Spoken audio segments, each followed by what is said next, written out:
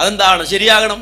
കാരണം എന്താ വെച്ചാൽ സംഗതി ഇപ്പോ അതിന്റെ അകത്ത് വിഗ്രഹമുണ്ട്, വിഗ്രഹാരാധകനാണെങ്കിലും ചുറ്റുന്ന എന്തിനു വേണ്ടിയാ? അസ്തിത്വ വ്യക്തിത്വ ഉയർച്ചക്ക് വേണ്ടിയിട്ടാണ് ഞങ്ങൾ എന്തിനു ചുറ്റുന്നത്. അതുകൊണ്ട് ഇത് തൗഹീദ്. വേണമെങ്കിൽ മുഹമ്മദ് നബിയുടെ ഒരു ശിർക്കാക്കി തരും. മനസ്സിലായോ? അപ്പൊ ഈ രൂപത്തിൽ ഈ വോട്ടിനെ പോലും ഇത്രയും അധികം വക്രീകരിച്ച് ഇസ്ലാമിക പ്രമാണങ്ങളെ തന്നെയും മോശമായി ചിത്രീകരിച്ചുകൊണ്ടാണ് പോകുന്നത്. ഇതാണ് ഇവിടുത്തെ രസമെന്ന് വെച്ചാൽ, ഇസ്ലാമിന്റെ പേരിൽ ഹുക്കുമുകൾ പറയുക, ദീനിന്റെ പേരിൽ ഹുക്കുമുകൾ പറയുക, അവസാനം അവരുടെ രംഗത്തേക്ക് വരുമ്പോൾ അതിനെ മാറ്റുക. അതിന് ഒന്ന് രണ്ട് ഉദാഹരണം കൂടെ കാണിച്ചു തരാം. ഈ ഒരു പുസ്തകം നിങ്ങൾക്ക് സ്ക്രീനിൽ കാണാം. ഇസ്ലാമിലെ ഇബാദത്ത് എന്ന് പറയുന്ന പുസ്തകമാണ്. ടി മുഹമ്മദ് സാഹിബ് എഴുതിയ ഇസ്ലാമിലെ ഇബാദത്ത് എന്ന് പറയുന്ന പുസ്തകം. ഇതിൽ താവൂത്തുകളെ പറ്റി പഠിപ്പിക്കുന്നുണ്ട്. താവൂത്ത് എന്തൊക്കെയാ? താവൂത്ത് കേട്ടോളൂ. ദൈവേതര ഭരണകൂടങ്ങൾ, അദൈവിക കോടതികൾ, അള്ളാഹുവിന്റെ അല്ലാത്ത കോടതികൾ, ദൈവേതര ഭരണകൂടങ്ങൾ, നിഷിദ്ധ വിദ്യാഭ്യാസ സ്ഥാപനങ്ങൾ എല്ലാം തന്നെ താവൂത്തുകളാണ്. കണ്ടോ? അത് ഓരോന്ന് നിങ്ങൾക്ക് നോക്കാം. ദൈവേതര ഭരണകൂടങ്ങൾ, അദൈവിക കോടതികൾ, നിഷിദ്ധ വിദ്യാഭ്യാസ സ്ഥാപനങ്ങൾ എല്ലാം തന്നെ താവൂത്തുകളാണ്. കണ്ടോ? ഇത് ആ പുസ്തകം ഇറക്കണ ആ കാലഘട്ടത്തിൽ ഇവർ സ്കൂളൊന്നും തുടങ്ങിയിട്ടില്ല. പിന്നെ ഇവരെന്തെടുത്തു? സ്കൂളൊക്കെ തുടങ്ങി. ഇവർ ഹുദാ സ്കൂൾ എന്ന് പറഞ്ഞ നാട്ടിൽ മുഴുവൻ സ്കൂൾ തുടങ്ങിയപ്പോ ഇതിന്റെ രണ്ടാമത്തെ എഡിഷൻ ഇറങ്ങി. ഇതിന്റെ രണ്ടാമത്തെ എഡിഷൻ, ഈ പുസ്തകത്തിന്റെ രണ്ടാമത്തെ എഡിഷനാണ്. ആ എഡിഷൻ ഇറങ്ങുമ്പോൾ നിങ്ങൾക്ക് അടുത്തത് കാണാം. എന്താ നോക്ക്, ഈ പുസ്തകത്തിൽ നിങ്ങൾ നോക്കൂ, താവൂത്തിന് എണ്ണാണ്. എന്താ താവൂത്ത്? കേട്ടോളൂ.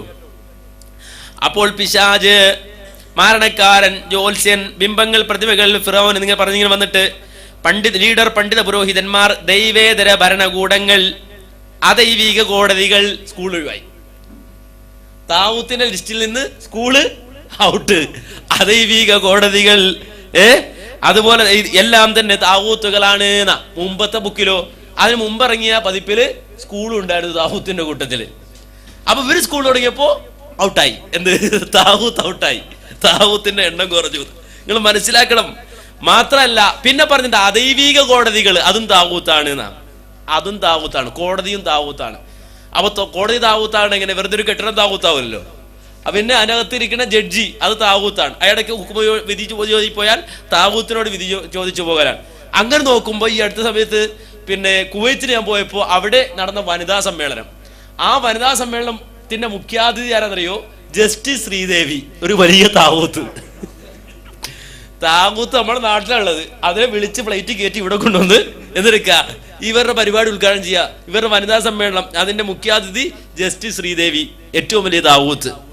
ഇനി അത് മാത്രല്ല, ഈ അദൈവിക കോടതിയും താവൂത്താണ് എന്ന് പറഞ്ഞ് ജമാഅത്തെ ഇസ്ലാമി കുറെ കാലം നടന്നുവെങ്കിൽ പിന്നീട് അതേ ജമാഅത്തെ ഇസ്ലാമിക്കാരെ നമ്മോട് പറയണേ കേട്ടോളൂ. അതിന്റെ അമീർ തന്നെ പറയുന്നത് നിങ്ങളൊന്ന് കേട്ടോളൂ. ചോദ്യം ചെയ്യാൻ കഴിഞ്ഞു എന്നതാണ്. ഗവൺമെന്റ് തീരുമാനത്തെ ട്രൈബ്യൂണൽ ചോദ്യം ചെയ്തു, സുപ്രീം കോടതിയിൽ ചോദ്യം ചെയ്തു. ട്രൈബ്യൂണലിന്റെ വിധിയുണ്ടായി, സുപ്രീം കോടതിയുടെ വിധിയുണ്ടായി. ജമാഅത്തെ ഇസ്ലാമിക്കെതിരായിട്ട് യാതൊരു തീവ്രവാദ പ്രവർത്തനവും വർഗീയ പ്രവർത്തനവും ആരോപിക്കാൻ സാധ്യമല്ല എന്ന് സുപ്രീം കോടതി വിധിച്ചു. ആ വിധിയുടെ സർട്ടിഫിക്കറ്റുമായി, ലീഗൽ സർട്ടിഫിക്കറ്റുമായിട്ടാണ് ഇപ്പൊ ഞങ്ങൾ നിങ്ങളുടെ മുമ്പാകെ നിൽക്കുന്നത്. കണ്ടോ എങ്ങനെ? സുപ്രീം കോടതിയുടെ വിധിയുമായി, ആ വിധിയുടെ ക്ലീൻ സർട്ടിഫിക്കറ്റുമായിട്ടാണ് ഞങ്ങൾ നിങ്ങളുടെ മുന്നിലിരിക്കുന്നത്. എന്നിട്ട് സർട്ടിഫിക്കറ്റ് അത് ആറ് സർട്ടിഫിക്കറ്റ്? അത് താവൂത്തിന്റെ സർട്ടിഫിക്കറ്റുമായിട്ട് ഞങ്ങൾ വന്നിട്ടുള്ളത്. നിങ്ങൾ ആലോചിച്ച് നോക്കണേ.